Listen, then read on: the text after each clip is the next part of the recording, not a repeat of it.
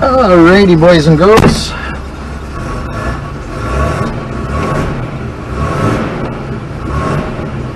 See if we can do this first shot this time. Oop. Better if I could see out that mirror.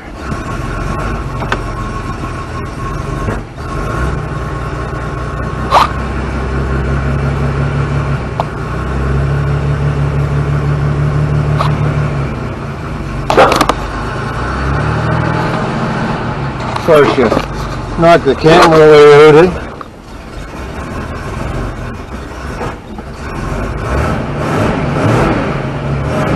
Alright. See you that one, see you that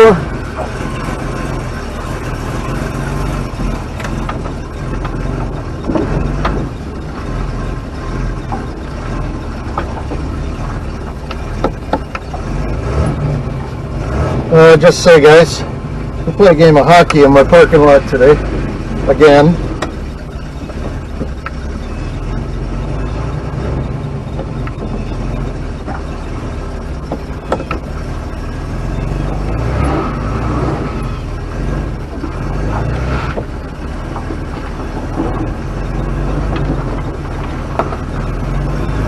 Alright. Good. Okay. Onto the trailer.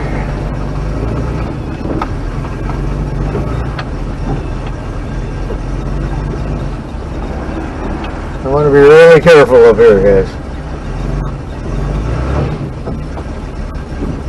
Because, yeah, we're sliding.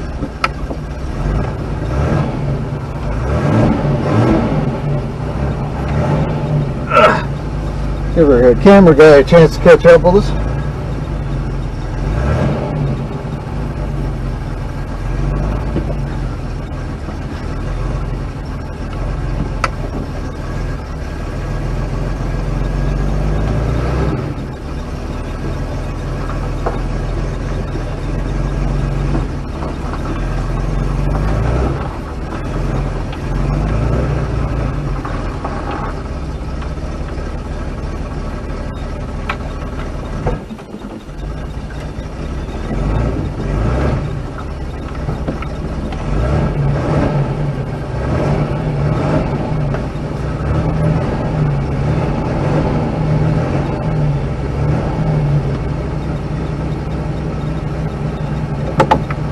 Okay, line these ramps up.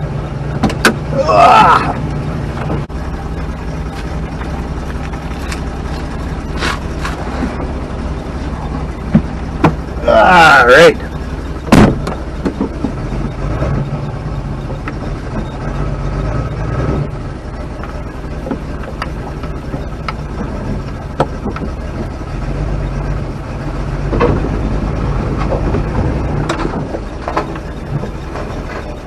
How close am I to the front?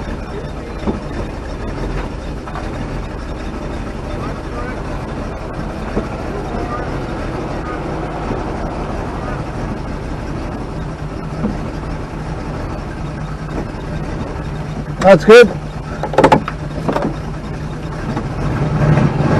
All right, guys.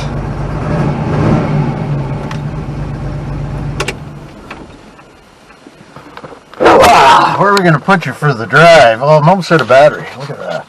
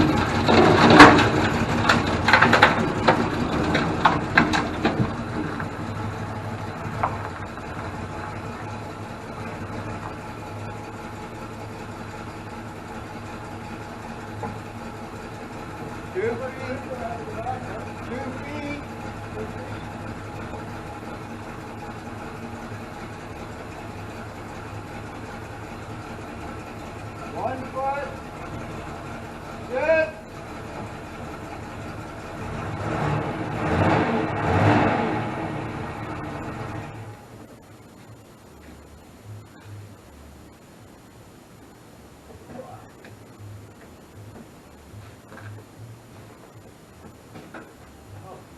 You know how good tilt steering would be?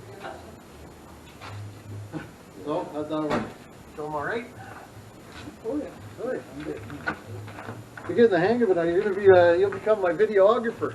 Yeah. And we're recording. Okay. Alrighty. Well, we're back with the Mad Monk again, guys, and this week we are playing with a 1968 MGC.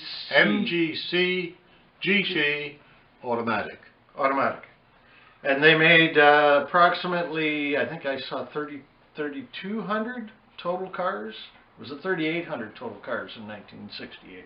I don't know. But Nice. all told, there was about 6,900, I think, worldwide in all Total production. total production, yes. But I think the number I got was 322 automatics.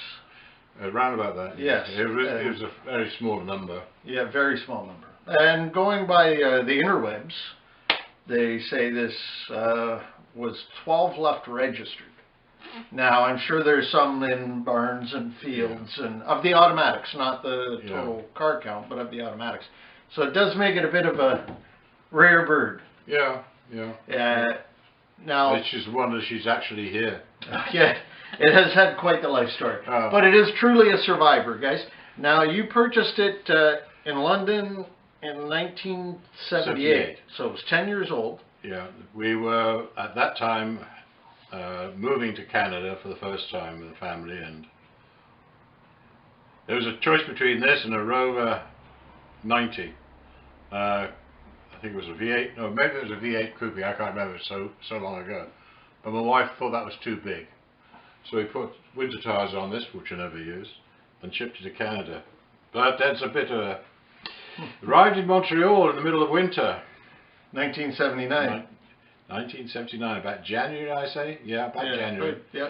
We took the train to Montreal and wandered down the canyon streets in a freezing blizzard. Of course, we only had English overcoats on, which were not ideal for Canadian winters. Is anything ideal for Canadian winters? Yeah. No. Yeah. And so you picked it up in Montreal and you drove it back to Ontario. We took it out, yes. We drove it back in southern Ontario on the 401. Frightened the living daylights out of us as the big trucks passed us in snowy conditions. And parked it in the garage, and then didn't use it very much because we had a North American car. And what's that time? We had a Torino Estate. Torino Estate wagon. Yeah, not too many of those around anymore. No, there's a lot of guys out there who'd love to get their hands on it. Yeah, the Ford guys, so they're a little crazy. So. Yeah. So we had that, and this was parked in the garage, and in the July of that year, as we were talking to one of the members of the congregation, as we looked out over his farm, and talked about the weather. And he said, "Oh yeah, it's wonderful weather. Don't get any storms around here." That was in July. In end of July, we prayed for air conditioning for the house because it was so hot where we were and there's no air conditioning. And in August of that year, we had a tornado. I'll try and put some pictures up of what the tornado left it looking like. Oh yeah, it was a mess, boy. Sorry? It still has a nice little mark on the glass on the passenger side. Passenger side, yeah. Where the sandblasted the glass a bit. It's actually really neat to give you the fury of Mother Nature, what she can do. Well, it was a write-off, to be honest. The insurance company just wrote it, and I bought it back for a princely sum of $100. Oof. That's what sort of wreck it was. That's all it was worth. And proceeded to put it back together? Well, there was a farmer's son, and he said, well, because I was too busy working, and I'd never done body work like that before, and he said, well, I've done my truck, farm truck, of course. And anyway, he just wrapped something around it and knocked the big dents out of the hood, out of the boot. Not the boot. What's the top thing called? Oh, the roof. The ceiling. Yes. Oh, yeah, that's it. The roof. Yeah. The roof. And just basically just to make sure it would actually run. We started it up and blew the exhaust off because it was all filled with seeds from the neighbouring farm. But it ran. Fievel had a good time living in the muffler. Yeah. Oh, it was a poor old car. Anyway, what happened after that?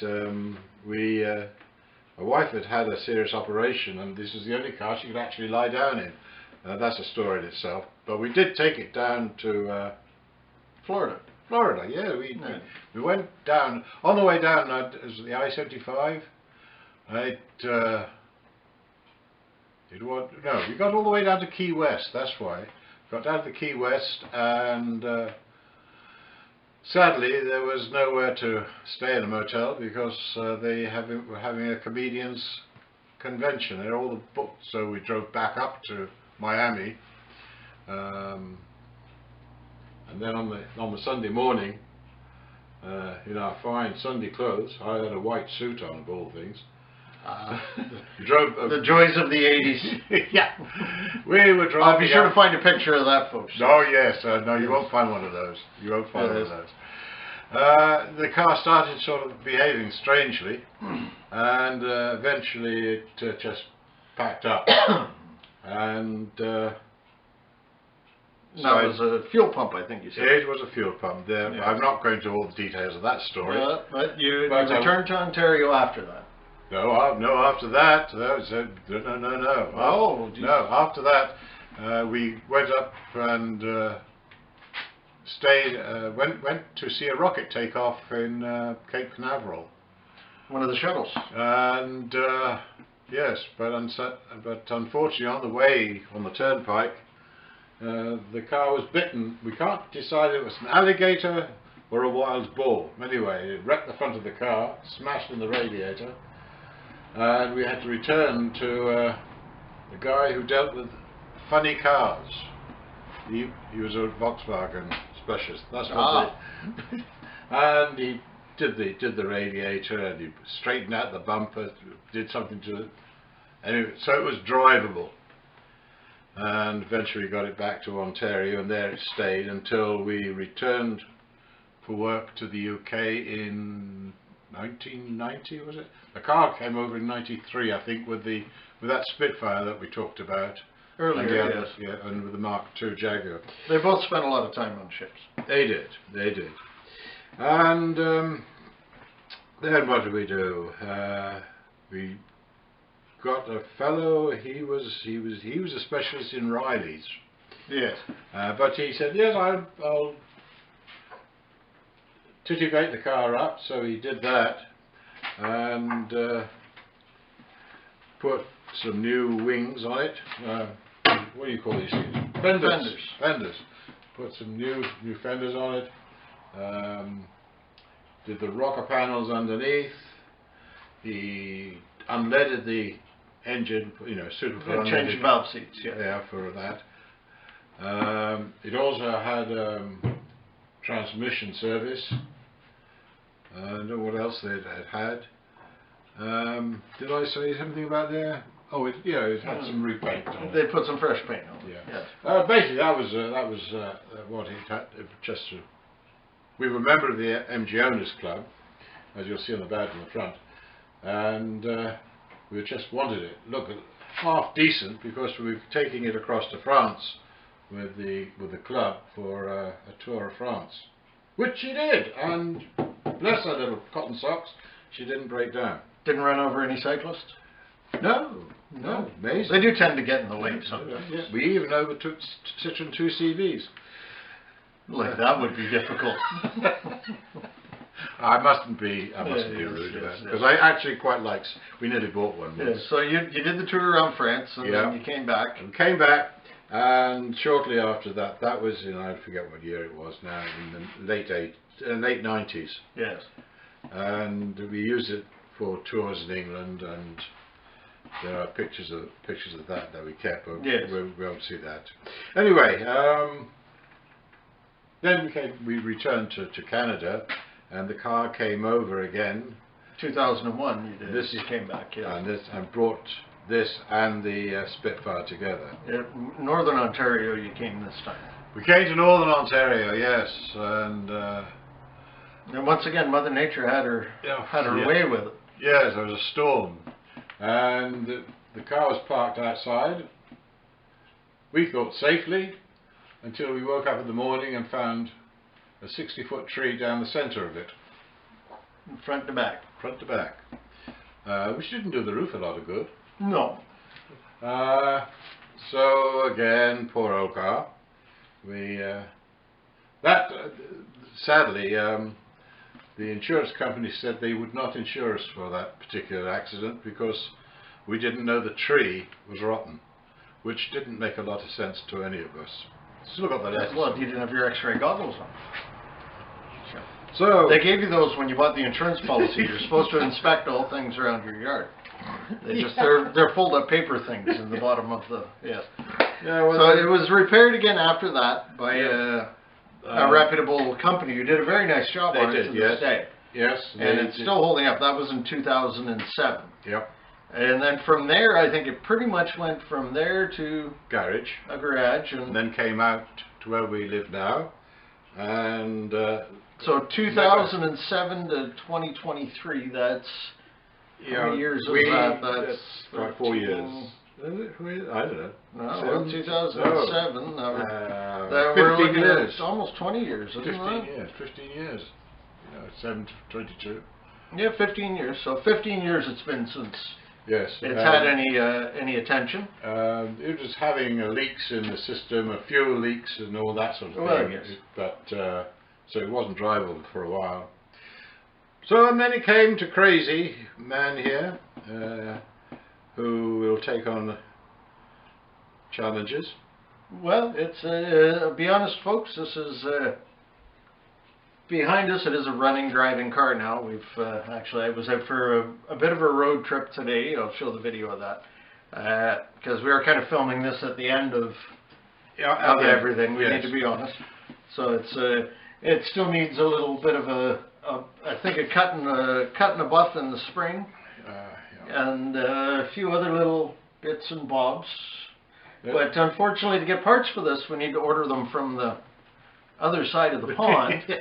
And they tend to take a while. Having said that, we did manage to get a new ring gear. No. Thing that goes around. What do you call it? Oh, the rotor and cap. Yes. Rotor and cap. The dizzy. Distributor cap. Yes. Oh gosh, my brain is going fuzzy. I haven't had my coffee yet. So, but we did actually surprisingly order for the next car that's coming in, guys. Which is going to be, we're going to get the full motor out of the next one. Yes. Which will be fun. But I did put it in a while back. But the next car coming in is going to be the TR6, and we need to replace the ring gear. And picking up the starter motor. And a new starter. That's going tomorrow. Yes, but that we'll get into that story on the next episode. Well, yes, that'll be a few weeks yet. Yes, so we got a couple other things we got to get in. Got to get a couple other jobs in and out before we get too serious on that one. Yes. But you will be seeing this and the Spitfire later in the year because Crazy here is going to be doing a couple of sort of little things with them. Little things. And we're hoping to do a bit of a cruise. Maybe take them all for a drive. Maybe right. We'll go do a car show or a cruise night or something. Take them all out, and because they really should be out and shown off and appreciated for what they are. So. Yeah. Well, so anyway, I really appreciate what he's been doing for me. He's been a good lad. My wife enjoys his wife's devil's cake. So, one thing and another. There we go. Thank you, my friend. All right. So, guys, one more with the Mad Monk under the belt. We're going to be back, like I say, I haven't decided if I'm going to put this at the beginning of the video, at the end of the video. Actually, maybe we'll do this at the end of the video.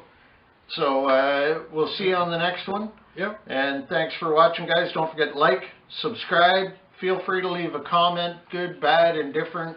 They're all good. Preferably good, please. Yes. Thank you. Thanks a lot, guys. God bless you all. All right, I think we got that in one shot, John.